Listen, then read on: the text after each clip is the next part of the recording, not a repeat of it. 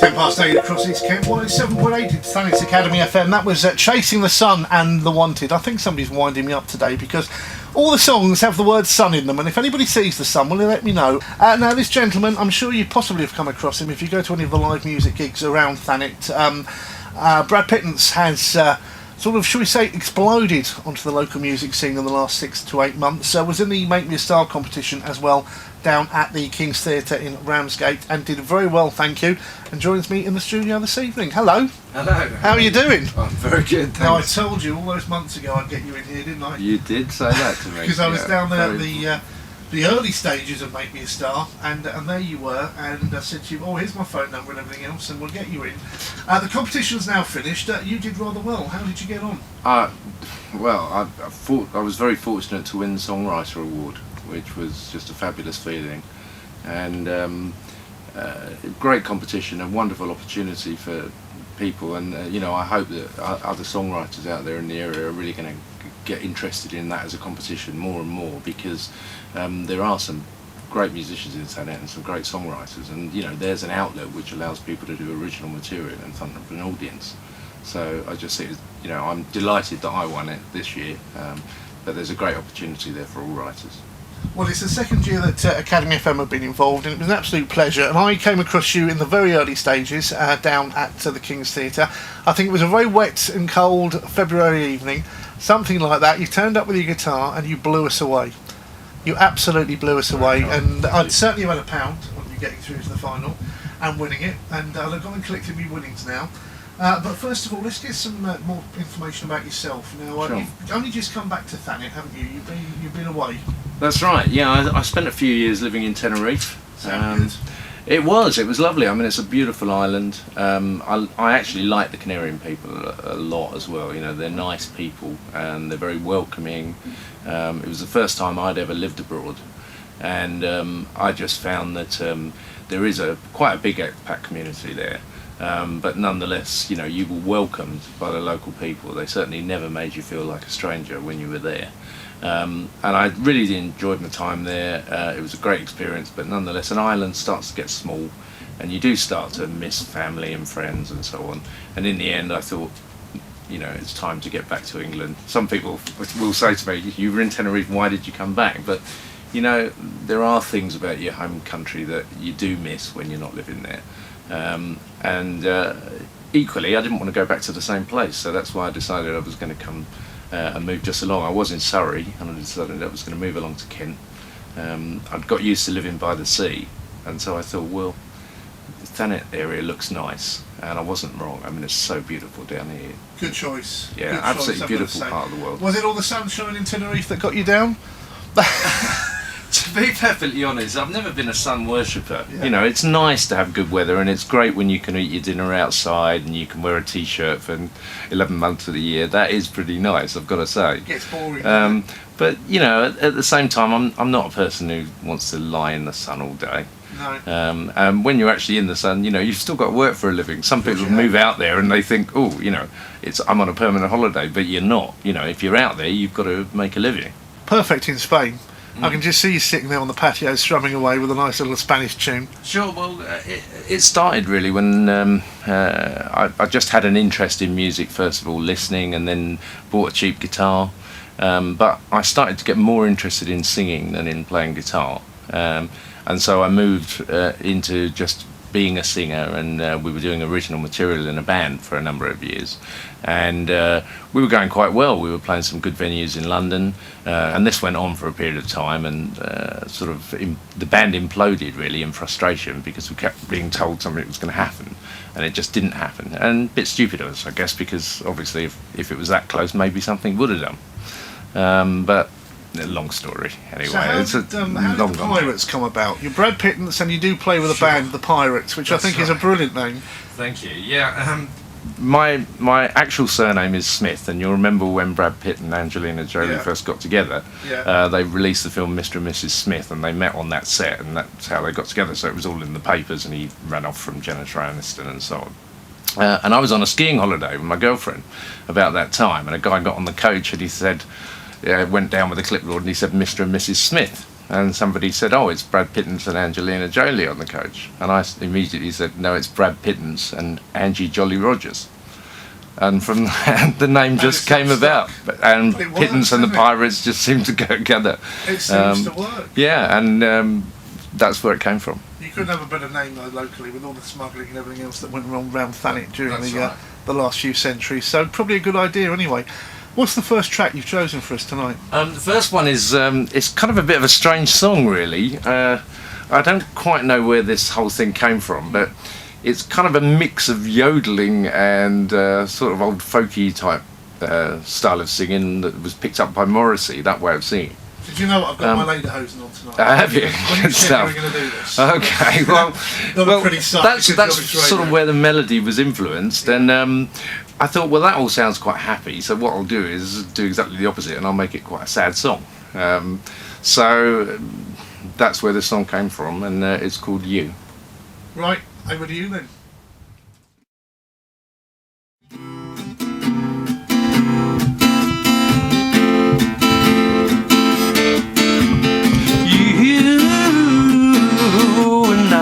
A rocket scientist. You are not an artist of repute. You are not a commercial genius. You could not sing karaoke, but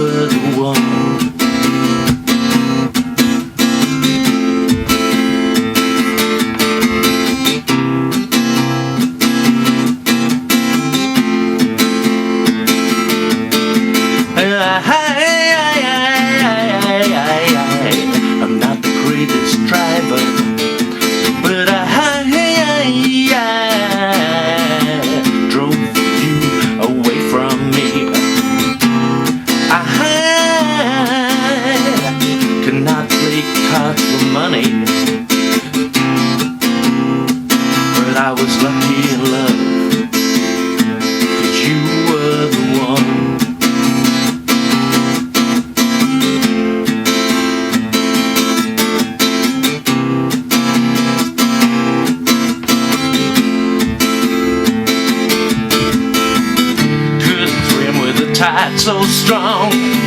I couldn't swim with the tide so strong. I thought there were plenty more fish in the sea. I was in a bad way. I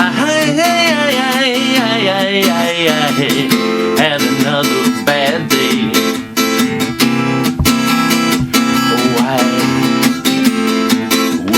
Bad place. Now I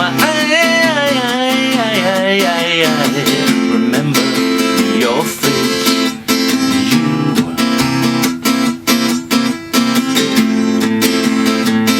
You were the one. Now I know I said you.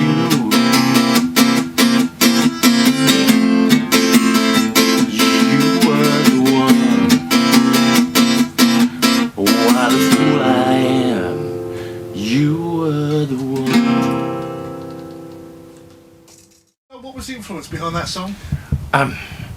Do you know, I really don't know. I was a fan of the Smiths, and I loved the way that Morrissey used to. He was probably inspired by folk, and I really don't know if some of it came from that, some of it came from Frank. I feel, for all I know, it's just a very strange song. I don't know why. I just had this idea that sort of there's almost a yodeling quality to some of it, which is. Strange. That's not like the songs I write, but I was interested in that because it's nice to do something that's different and not necessarily following any particular trend. So what's the perfect environment for songwriting for you? It's very difficult to explain, really. as far as I'm concerned, a good song can, sometimes come from a chord progression that you're playing on the guitar. But most of all, I think it's finding an idea that you really think you've got something to say about, and finding a good theme. So it's nice to write love songs, and that last song is a love song, albeit that it's quite a sad love song. But it's nice to write songs about other subjects as well, I think. Now the next track, could that be deemed as a love song? Well, I don't know. It could Not in the traditional sense. Sure, anyway. it could be deemed as a love song of humanity, perhaps. Okay, so let's hear it then. Let's introduce it, and Sure. you're going to play it live for us. Okay, I mean, the song "Made in England" is the one that won me the award recently. And how the song came about, there was so much stuff in the media about racist behaviour, things going on in football and so on. One of the things that I learned in Tenerife when I lived there, they would have a fiesta in one of the small towns. Now, any person could go along to that fiesta and would be made feel welcome. They'd be dancing in the square, and you would feel like you belonged. Yeah. Which I just thought was just incredible, fantastic. Absolutely no issue whatsoever with the fact that you obviously were not a Canarian and you were at their festival. And that happened time and time again at different events that I went to. I found that in Austria, and I also found that in Malta.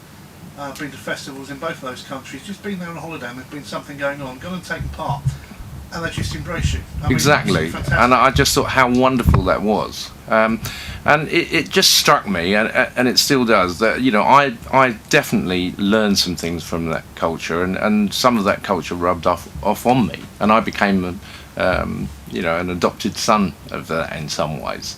And I do think that there are people, Brits, that go there, and they remain little Englanders. They live in their little society. They go to the British-owned shops. They don't ever go in any way to involve themselves in the local community, which I think is a real missed opportunity and a shame.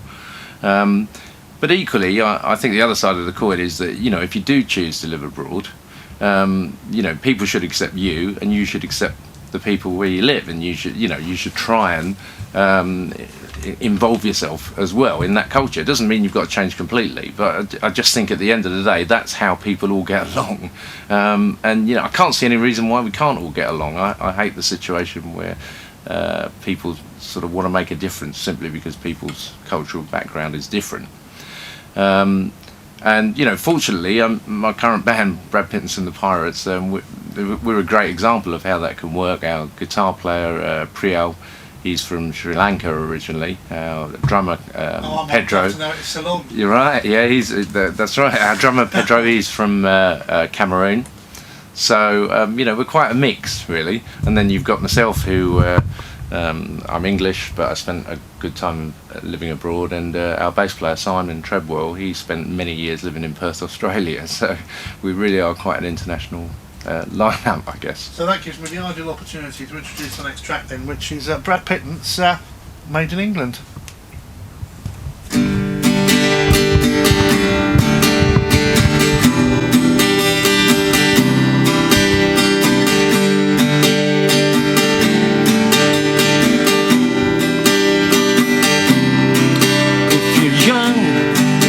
You're old, you are still from this place. If you're black, yellow or white, we are all of one race. We are English. We are English. 'Cause apart we are weak, but together we are strong. Only fools try to divide a special place where you and I belong. We are English. We are English. Made in England. Made in England. Made in England. Made in England. If you move here, if you're born here, if you're raised here, went to school here, found a job here, made your friends here, you were made in England. If you're born here, if you're raised here, Went to school here, found your girl here, made your friends here. You were made in England, made in England, made in England, made in England, made in England. It's alright, it's alright, it's alright, it's alright, it's alright, it's alright. Made in England, made in England, made in England, made in England. If you're young, if you're old, if you're black, yellow or white, you were made in England. Ain't No Other Man on 107.8 Academy FM. So Brad, great track, very patriotic, we loved it. Thank you. Absolutely brilliant. That was the one I've heard first of all, and I thought to myself, that guy's got talent. He's doing very, very well. So, you were born in Greenwich. That's right. Born in Greenwich, living here now in Margate. Where now? What happens next? Well, we're filling dates in the diary on an ongoing basis, and I'm enjoying that. I think our next free Saturday is November. That's pretty good. So yeah, and there's some Fridays and Saturdays, and some big events for us coming up. We've got the bandstand at Cliftonville on the day of the Margate Carnival, and we're also on the main stage at the Herne Bay Festival on a date I can't remember off the top of my head. So there's some gigs there which are going to put us in front of a lot of people, and that's obviously a nice thing to get out there and just get in front of an audience.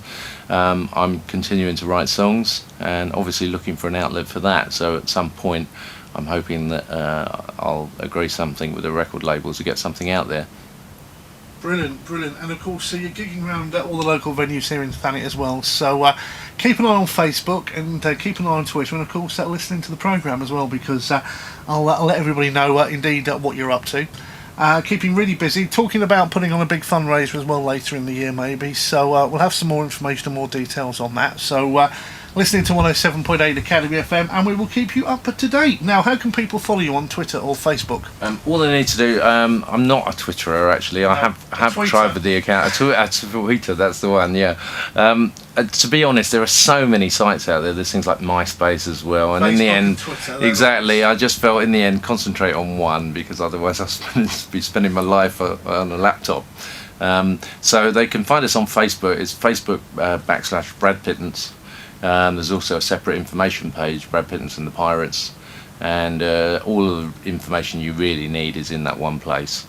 In terms of gigs, I will post those up and also send out event invitations. So if you friend us, you'll get invited to the gigs that we do.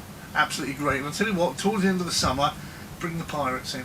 That would be great. How about that? I'd love that. And we'll listen to some of the music that you've done with the band as well. Okay, just one other thing I would like to just give a quick mention. I've got a side project which I'm working on as well, which is a band called Nylon Tigers. They're straight rock and they play some good stuff. It's brand new, and you'll see that name appearing in a few places soon as well. Absolutely fantastic.